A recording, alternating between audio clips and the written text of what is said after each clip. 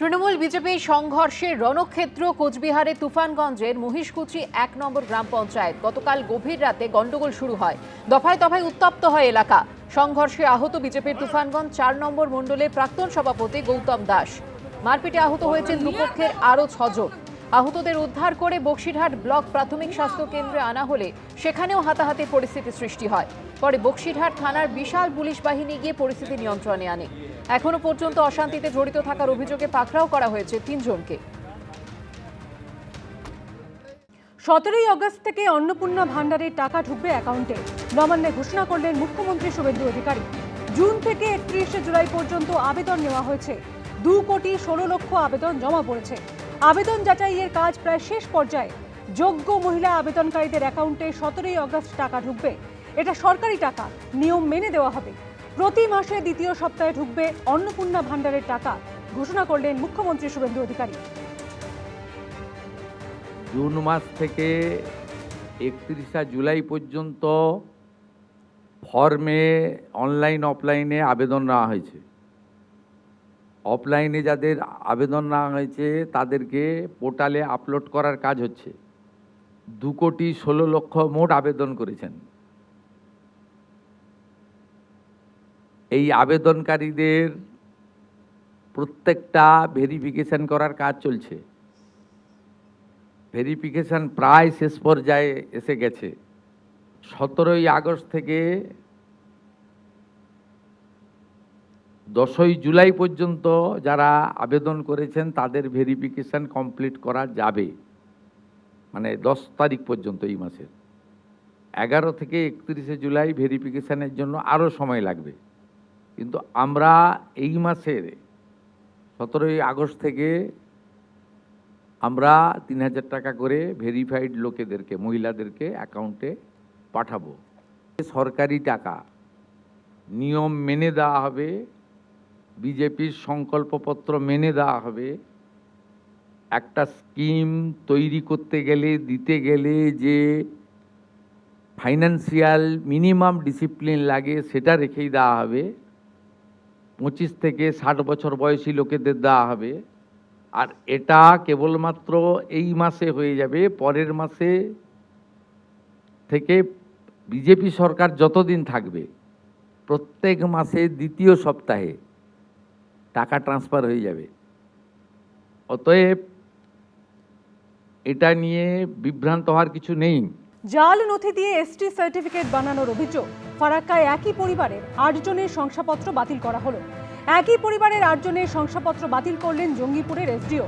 OBC হয়েও জাল নথি দিয়ে এসটি সার্টিফিকেট বানানোর অভিযোগ। তথ্য যাচাইয়ের পর বাতিল একই পরিবারের ৮ জনের এসটি সার্টিফিকেট। সব সার্টিফিকেটগুলো 2011 পরে ইস্যু করা আছে, ওটা ভালোভাবে রিভেরিফিকেশন হবে। অ্যান্ড স্পেসিফিক্যালি এই ইস্যু, এই কেসটা উনি ভুলভাবে বলেছিলেন কি উনি বেদিয়া কমিউনিটিকে বিলং করেন, বাট ওনার বাবায়ের বংশ তালিকা লোকজন আছে যদি শেরশাবাদিয়া থেকে কমিউনিটি থেকে বিলং করে। যদি বেদিয়া এসটি কমিউনিটি আছে, ওনার ব্যবহার, ওনার পদ্ধতিগুলো অনেক রকম আলাদা আছে। এইভাবে ভালো করে সবকো ডিউ প্রসেস অনুসারে বাদ করা হচ্ছে সার্টিফিকেটগুলিকে। আমি আশা করছি সবই যে ভুলভাবে সার্টিফিকেট পেয়েছেন, আমার অফিস থেকে একটা মৌকা দিয়েছেন কি আপনি নিজের মধ্যে আপনি সার্টিফিকেটগুলো লিখিতভাবে জমা করুন, না হলে তো আপনার উপরে ক্রিমিনাল প্রসিডিং শুরু হবে। সরকার উত্তর দেবে। তৃণমূল সরকার নেই, এখন বিজেপি সরকার। সরকারি তথ্য কোথায় কি আছে না আছে, কেন সেটা হয়নি, সরকার উত্তর দেবে। যদি এখানে কোনো কারচুপি থাকে, কোনো জালিয়াতি থাকে, যারা করেছে তাদের বিরুদ্ধে ব্যবস্থা নেবে। এটাই সরকারের কাজ। শুধু আমাদেরকে জানালেই হবে না, ব্যবস্থা নিতে হবে সরকার। কেন এরকম হলো আমরা জানতে চাই। আজ বাসভবনে এনসিপিআই সাংসদদের সঙ্গে ব্রেকফাস্ট করবেন প্রধানমন্ত্রী, কিন্তু সেখানে কি থাকবেন মুর্শিদাবাদের ৩ সংখ্যালঘু সাংসদ? আবু তাহের বলছেন কালকের কথা কাল হবে। ইউসুফ পাঠান বলছেন প্রধানমন্ত্রীর আমন্ত্রণ অবশ্যই যাওয়া উচিত। কটাক্ষ ছুড়ে দিয়ে সৌগত রায় বলছেন বিদ্রোহীরা ঠিক করুক তারা কোন পথে যাবে, দু নৌকায় পা দিয়ে চলা যাবে না। এনডিএর বৈঠকে প্রধানমন্ত্রীর সঙ্গে এক সারিতে দেখা গেছে এনসিপিআই এর ২ সাংসদ সুদীপ বন্দ্যোপাধ্যায় ও কাকুলি ঘোষ দস্তিদারকে। শুক্রবার নিজের বাসভবনে এনসিপিআই সাংসদদের সঙ্গে বৈঠক করবেন প্রধানমন্ত্রী। লোক কল্যাণ মার্গে এনসিপিআই সাংসদদের সঙ্গে ব্রেকফাস্ট করবেন তিনি। আমাদের এমপিদের বলেছে এটুকু জানি, প্রাইম মিনিস্টার অফিস থেকে ফোন এসেছিল, তখন এটাই বলেছিল যে এনডিএ এমপিদের সঙ্গে মিটিং, সুতরাং সেটাই হবে, এটুকুই জানি। মুর্শিদাবাদের 3 সংখ্যালঘু সাংসদ কি সেখানে উপস্থিত থাকবেন? কালকের কথা কালকে বলবো, কালকের প্রধানমন্ত্রীর সঙ্গে সাক্ষাতের কথা কালকের কথা কালকে বলবো। हम लोग एनसीपीआई एक साथ है सब लोग, हाँ। ठीक है ना। लेकिन एनडीए की अगर बात करें, आप लोग एनडीए का हिस्सा है, अपने को मानते हैं? देखिए हम लोग जो देश के लिए बेहतर होगा हम वो काम करें। एनडीए की बैठक में जाएंगे आप लोग? कल मोदी जी एनडीए की बैठक होगी, दोबारा जाएंगे? करेंगे मोदी जी के कल प्रधानमंत्री ने बुलाया सुबह। इनवाइट आया है शायद, बताया है, एक कॉल भी आया है, तो जरूर जाएंगे। और जब इनवाइट आता है और देश के प्रधानमंत्री का इनवाइट आता है या होम मिनिस्टर का इनवाइट आता है तो बिल्कुल जाना चाहिए। এ নিয়ে পাল্টা কটাক্ষ ছুড়ে দিয়েছে কালীঘাট তৃণমূল। ওরা স্বীকার করুন না যে ওরা বিজেপিতেই চলে যাবে। রেবেলের যারা রেবেল তারা ঠিক করুন তারা কোন পথে যাবে। আমি তো আগেও বলেছি এদের দু নৌকায় পা দিয়ে চলা চলবে না। এখন তো ওরা চলে যাবে মনে হচ্ছে, তাই মুখ্যমন্ত্রী প্রধানমন্ত্রী সবাই ওদের বোঝাচ্ছে। তার কারণ প্রধানমন্ত্রী ওর 362 নাম্বার দরকার। আপনি গাছেরও খাবেন তলারও করবেন, তা তো হয় না। আপনি এনসিপিআইতে থাকবেন, এনডিএতে থাকবেন না, বিজেপির কমিউনাল এজেন্ডা সাপোর্ট করবেন না, এ তো হয় না। মঙ্গলবার এনডিএর বৈঠক কিংবা মুখ্যমন্ত্রীর সঙ্গে বৈঠকে ছিলেন না অভিনেতা সাংসদ দেব। শুক্রবারের বৈঠকে কি থাকবেন তিনি? এনসিপিআই সাংসদদের সঙ্গে আপনি এনডিএর বৈঠকে ছিলেন না, আপনিও কি এনডিএর থেকে দূরত্ব রাখছেন? আপনি কি এনডিএর সঙ্গে থাকবেন না, শুধু এনসিপিআইতে? Thank you. শেষ পর্যন্ত এনসিপিআই এর ভবিষ্যৎ কি সেটাই দেখার। বিজেন্দ্র সিংহ ও ব্রতদীপ ভট্টাচার্যের রিপোর্ট, এবিপি আনন্দ। এনডিএর বৈঠকে অনুপস্থিত থেকেও মুখ্যমন্ত্রীর বৈঠকে গিয়ে চর্চার কেন্দ্রবিন্দুতে এসেছেন মুর্শিদাবাদ জেলার 3 সাংসদ। এরপর বাকি 17 জন এনসিপিআই সাংসদদের সঙ্গে আজকের প্রধানমন্ত্রীর সঙ্গে ব্রেকফাস্ট টেবিলে ডাক পেয়েছেন তারাও। আর সেখানে উপস্থিতি নিয়ে জল্পনার মধ্যেই বৃহস্পতিবার তারা বৈঠক করলেন অমিত শাহের সঙ্গে। শুক্রবার প্রধানমন্ত্রীর সঙ্গে ব্রেকফাস্টে আমন্ত্রণ জানানো হয়েছে তৃণমূলের 20 জন বিদ্রোহী লোকসভার সাংসদকে, যারা বর্তমানে এনসিপিআইতে। এই পরিস্থিতিতে মূল প্রশ্ন একটাই, সংখ্যালঘু অধ্যুষিত মুর্শিদাবাদের 3 সাংসদ আবু তাহের খান, খলিলুর রহমান ও ইউসুফ পাঠান এই বৈঠকে উপস্থিত থাকবেন কিনা। তার আগে বুধবার সংসদ ভবনে কেন্দ্রীয় স্বরাষ্ট্রমন্ত্রী অমিত শাহের অফিসে গিয়ে তার সঙ্গে দেখা করলেন এই 3 সাংসদ। তাদের সঙ্গে ছিলেন সাংসদ শতাব্দী রায় এবং অসিত মালো। আমাদের মসজিদের যে মাইক, সে মাইক নামিয়ে দেওয়া হচ্ছে। আমাদের ভারতবর্ষের স্বরাষ্ট্রমন্ত্রী অমিত শাহজির সঙ্গে সাক্ষাৎ করে আমরা আমাদের কমিউনিটির এই বিষয়টা বলেছি। আমার মনে হচ্ছে অভিযোগটা ঠিক নয়। যা করছে প্রশাসন করছে। দলগতভাবে আমাদের অবস্থান অত্যন্ত স্পষ্ট। ধর্মাচরণ প্রত্যেকেই নিজের ধর্মস্থানে করবেন, সেই অধিকার ভারতের সংবিধান তাদের দিয়েছে। ওই সাংসদদেরও বুঝতে হবে যেটা মুঘল শাসন চলছে না, এখানে শিবাজি রাজ চলছে। এদিন 12টা নাগাদ অমিত শাহের সঙ্গে বৈঠক করার কথা ছিল 3 এনসিপিআই সাংসদের, কিন্তু সেই সময় অফিসে ছিলেন না অমিত শাহ। ক্যাবিনেট বৈঠকের জন্য বেরিয়ে যান তিনি। 2:30 সময় দেওয়া হয় 3 এনসিপিআই সাংসদকে। পরে ফের 3:30 সময় ডাকা হয় তাদের। অমিত শাহের সঙ্গে 15 মিনিট কথা হয় 3 এনসিপিআই সাংসদের। বিজেন্দ্র সিংহের রিপোর্ট, এবিপি আনন্দ। আজ দুপুরে নবান্নে শুভেন্দু অধিকারীর সঙ্গে বৈঠক করবেন ঋতব্রত তৃণমূলের প্রতিনিধি দল। এসআইআর সংক্রান্ত বিষয় নিয়ে তারা দেখা করতে চেয়েছেন বলে জানিয়েছেন মুখ্যমন্ত্রী। আর এ প্রসঙ্গে দিল্লিতে এনসিপিআই সাংসদদের সঙ্গে মুখ্যমন্ত্রীর বৈঠকের প্রসঙ্গ টেনে কটাক্ষ ছুড়ে দিয়েছেন কুণাল ঘোষ।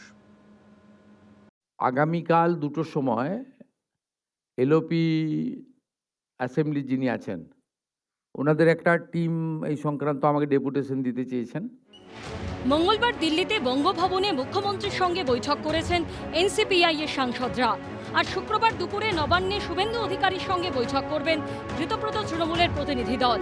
মুখ্যমন্ত্রী জানিয়েছেন এসআইআর সংক্রান্ত বিষয় নিয়ে দেখা করতে চেয়েছেন তারা। 27 লক্ষ লোক অ্যাডজুডিকেট হয়েছিল, 7 লাখ অ্যাপ্লাই করেছে, 20 লাখ অ্যাপ্লাই করেনি।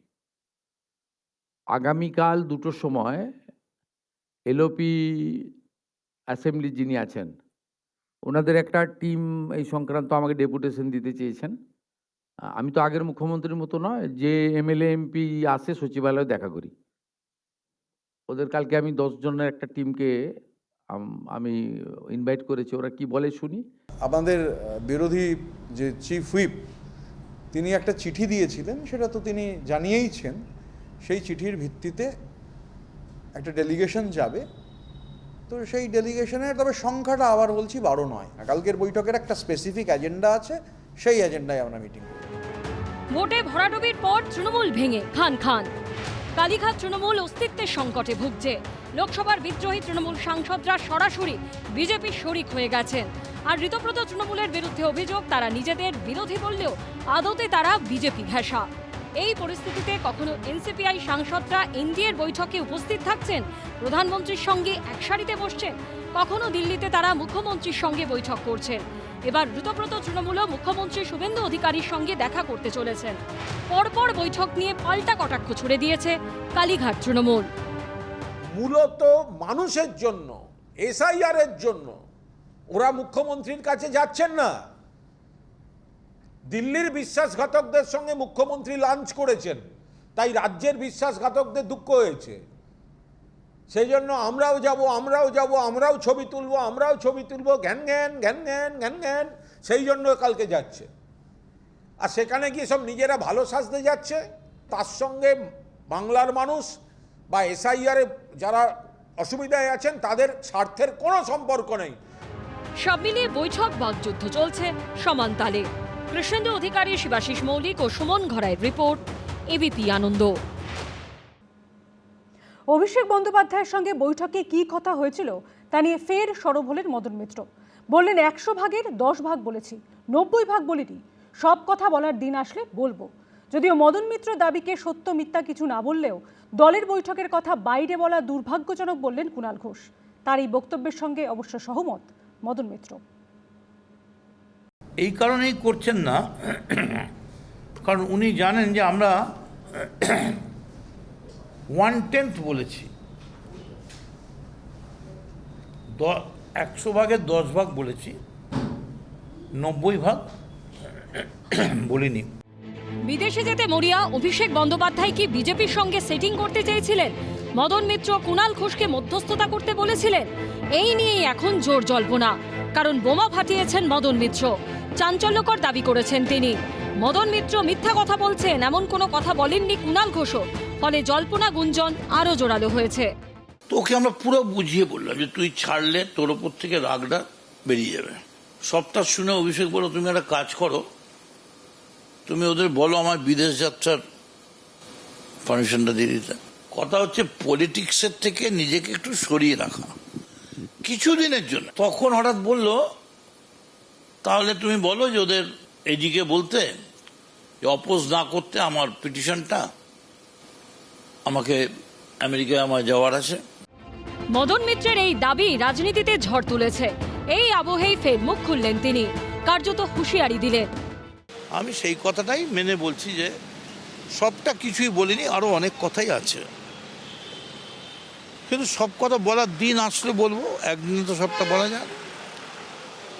কিন্তু এইটুকুন ঠিক যে হেরে যাওয়ার পরে এখনো পর্যন্ত মমতা বন্দ্যোপাধ্যায়, তিনি রাজ্যের 3 বারের মুখ্যমন্ত্রী ছিলেন, সেখানে অভিষেক বন্দ্যোপাধ্যায় যাকে কংগ্রেসের জেনারেল সেক্রেটারি করার প্রস্তাব দিচ্ছেন, তিনি তার বাড়িতে বিকেলবেলা বাড়ির থেকে বেরিয়ে উল্টো দিকের বাড়িতে দিদির বাড়িতে আসা ছাড়া আর তারপর বাড়ি চলে যাওয়া ছাড়া আর কোনো উল্লেখযোগ্য কর্মসূচি বাংলার বুকে নিতে পারেননি, which is very unfortunate. Madan Mitra দাবি করছেন সেই বৈঠকে তিনি ছাড়া উপস্থিত ছিলেন অভিষেক বন্দ্যোপাধ্যায় ও কুণাল ঘোষ। তাৎপর্যপূর্ণ বিষয় হলো কুণাল ঘোষ বুধবারের পর বৃহস্পতিবার এখনো একবারও বলেননি যে মদন মিত্র যা বলছেন তা মিথ্যা। যদি আমি মদনদা বা অভিষেক আমরা কোনো বিষয়ে দলের স্বার্থে কোনো আলোচনা করেও থাকি, তার কোনো অংশবিশেষ বাইরে বলে দেয়া বা কোনো জায়গায় যেটা হয়নি সেরকম একটা ন্যারেটিভ যদি তৈরি হয়ে যায়, সেটা দুর্ভাগ্যজনক। সেটা আমি মদনদাকে আজ নিজেও বলেছি। কার্যত একই কথা কুণাল ঘোষ বুধবারও বলেছিলেন। দেখুন, এটা পুরোটাই সম্পূর্ণভাবে যে ব্যক্তি আদালতে গিয়েছেন, আদালতের কাছে যে কোনো অনুমতি চাওয়ার বা কোনো প্রেয়ার দেওয়ার স্বাধীনতা এবং অধিকার যে কোনো ব্যক্তির, যে কোনো নাগরিকের আছে। বৃহস্পতিবার বিধানসভা চত্বরে মদন মিত্র ও কুণাল ঘোষ দুজনকে কথা বলতেও দেখা যায়।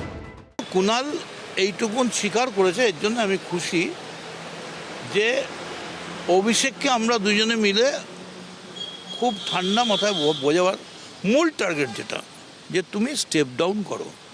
আমি বলছি যে কুণাল যেটা বলেছে ওটা আমি একমত, যে পার্টির সব কথা বাইরে বলা উচিত নয়। আপনি অভিষেক বন্দ্যোপাধ্যায়ের সঙ্গে কুণাল ঘোষের সঙ্গে বৈঠক করছেন এবং তার কি আপডেট হচ্ছে এটা মুখ্যমন্ত্রী কি করে জানবেন? আপনি না জানালে, বারবার না জানালে। সাগর কখনো শুকোয় না, আর সত্য কখনো লুকোয় না। পৌঁছে গেছে মুখ্যমন্ত্রীর কাছে 100%, নিশ্চয়ই। মদন মিত্রর বিস্ফোরক দাবি, কালীঘাট বিরোধী তৃণমূলের হাতে নতুন অস্ত্র তুলে দিয়েছে। কুণালবাবু কিন্তু ঠিক ডিনাই করেননি। এখন মদনদা যেটা বলেছেন তো ক্লিয়ার, যে দিল্লিতে তো এই কাজেই গেছিলেন, একটা সেফ প্যাসেজ চাই। তো অবাক হয়নি মদনদার কথাটা, একটা ডেসপারেশন রয়েছে পালিয়ে যাওয়ার, চলে যেতে দাও, কোনো ডিস্টার্ব করবো না, আসবো না, শুধু চলে যেতে দাও। এই যে কাতর আর্তি, মানে মদনদার সঙ্গে যে কথোপকথন, কুণালবাবু যেটাকে পুরো ডিনাই করেননি, তো সেই কাতর আর্তিটাকেই তো এন্ডোর্স করছে। মদন মিত্রর দাবি তিনি 100 ভাগের 10 ভাগ বলেছেন, বাকিটা কি তিনি সামনে আনবেন? কৃষেন্দু অধিকারীর রিপোর্ট, এবিপি আনন্দ, কলকাতা। 2021 সালে তৃণমূল সরকারের আমলে রাস্তা তৈরি এবং মেরামতিতে নয়ছয় হয়েছে কোটি কোটি টাকা। উল্লেখ করা হয়েছে কন্ট্রোলার অ্যান্ড অডিটর জেনারেল বা ক্যাগের রিপোর্টে। পুরনো যন্ত্রপাতি, খারাপ বিটুমিন ব্যবহার করার পাশাপাশি কিছু ঠিকাদারকে সুবিধে পাইয়ে দেওয়ার অভিযোগ করা হয়েছে রিপোর্টে। বর্ষা আসতেই বেহাল দশা রাস্তার, বেরিয়ে পড়েছে খানাখন্দ, যাতায়াত করতে প্রাণ ওষ্ঠাগত পথচারীদের। কিন্তু এর জন্য দায়ী কারা, তা নিয়েই এবার চাঞ্চল্যকর তথ্য উঠে এলো ক্যাগের রিপোর্টে। নিম্নমানের বিটুমিন থেকে পুরনো যন্ত্রপাতি, ঠিকাদারকে বাড়তি সুবিধা দেওয়া থেকে পরিকল্পনার অভাব। তৃণমূল সরকারের আমলে 2021 সালে রাজ্যে বিভিন্ন রাস্তা তৈরি ও মেরামতিতে এভাবেই কোটি কোটি টাকা নয়ছয় হয়েছে বলে উল্লেখ করা হয়েছে কন্ট্রোলার অ্যান্ড অডিটর জেনারেল বা ক্যাগের রিপোর্টে। তৃণমূল কংগ্রেস সরকার 2021 সাল থেকে 2025 সালের ক্যাগ রিপোর্ট প্রকাশ করেনি। ক্ষমতায় আসার পর তা বিধানসভায় পেশ করেছে রাজ্যের বিজেপি সরকার। এই রিপোর্টে বলা হয়েছে, শুধুমাত্র ফুটপাত তৈরিতে নিয়ম মেনে কাজ না করায় নয়ছয় হয়েছে অন্তত 165 কোটি টাকা। 4 জায়গায় পরীক্ষামূলক তদন্ত করে দেখা গিয়েছে নিয়ম না মেনে গ্রামীণ রাস্তা তৈরি হয়েছে, যার ফলে নয়ছয় হয়েছে প্রায় 16 কোটি টাকা। এছাড়াও রাজ্যের অন্য একটি অংশের 8টি জায়গার তথ্য খতিয়ে দেখা গেছে রাস্তা তৈরিতে অপচয়ের পরিমাণ প্রায় 53 কোটি টাকা। বাঁকুড়া ডিভিশনে রাস্তা তৈরি এবং মেরামতিতে 84 কোটি টাকা খরচ নিয়ে প্রশ্ন তোলা হয়েছে ক্যাগ রিপোর্টে। তৃণমূল সরকারের অনিয়ম এবং পরিকল্পনাহীনতা নিয়ে অভিযোগ তোলা হয়েছে রিপোর্টের লাইনে লাইনে। রিপোর্টে বলা হয়েছে, সঠিক পরিকল্পনা ছাড়াই কাজ করা হয়েছে বেশিরভাগ জায়গায়। কার্যত কোনো জায়গাতেই সঠিক সমীক্ষা করে কাজ হয়নি, সঠিকভাবে করা হয়নি মাটি পরীক্ষা। সামগ্রিকভাবে কত টাকা অপচয় হয়েছে তার উল্লেখ না থাকলেও বিভিন্ন জায়গায় পরীক্ষামূলক তদন্তে যে তথ্য উঠে এসেছে তা চোখ কপালে তোলার মতো। ক্যাগ রিপোর্টে উল্লেখ করা হয়েছে, অনিয়ম নিয়ে জবাব চাওয়া হলেও উত্তর মেলেনি সংশ্লিষ্ট দপ্তরের। রিপোর্টে বলা হয়েছে, গ্রামীণ ক্ষেত্রে 3টি নির্দিষ্ট রাস্তার সমীক্ষা করে দেখা গিয়েছে 36 কোটি টাকা অপচয় হয়েছে। এরকম ক্ষেত্রে আলিপুরদুয়ারে নয়ছয় হয়েছে 3 কোটি টাকা, কোচবিহারে 1 কোটি টাকা, বারাসাত ডিভিশনে 4 কোটি টাকা, বর্ধমানে 1 কোটি টাকা এবং দক্ষিণ 24 পরগনায় রাজ্য সড়কের কাজে নয়ছয় হয়েছে 1 কোটি টাকা। রাস্তার নকশা সঠিক না হওয়ায় রাজ্যের 4টি জায়গায় 16 কোটি টাকা বাড়তি খরচ হয়েছে। শুধু তাই নয়, বহু ক্ষেত্রে সময় পার হলেও কাজ শেষ হয়নি, আবার কোথাও কাজ দেরিতে শেষ হওয়ায় বেড়েছে বাড়তি খরচের অঙ্ক এবং অনুমতি ছাড়াই সেই বাড়তি টাকা দিয়ে দেওয়া হয়েছে। রাস্তা মেরামতিতে সঠিক মানের বিটুমিন না দেওয়ায় কোটি কোটি টাকা বাড়তি খরচ হয়েছে বলেও উল্লেখ করা হয়েছে ক্যাগ রিপোর্টে। শুধু বিটুমিন নয়, বিভিন্ন উপকরণ পরীক্ষা করার ল্যাবের গুণগত মান নিয়েও প্রশ্ন তোলা হয়েছে রিপোর্টে। বলা হয়েছে, নিয়ম বিরুদ্ধভাবে পুরনো যন্ত্রপাতি ব্যবহার করা হয়েছে, কোনো নজরদারি ছিল না, অনুমতি ছাড়াও করা হয়েছে রাস্তা মেরামতি। এমনকি নির্দিষ্ট কিছু ঠিকাদারকে বাড়তি সুবিধা পাইয়ে দেওয়া হয়েছে। একটি ক্ষেত্রে কথা উল্লেখ করে রিপোর্টে বলা হয়েছে, ঠিকাদারকে সুদহীন ঋণ দেওয়ায় 6 কোটি টাকা ক্ষতি হয়েছে রাজ্য সরকারের। কিন্তু এই নয়ছয়ের নেপথ্যে কারা, নয়ছয়ের কোটি কোটি টাকা গেছে কাদের পকেটে, তা কি জানা যাবে?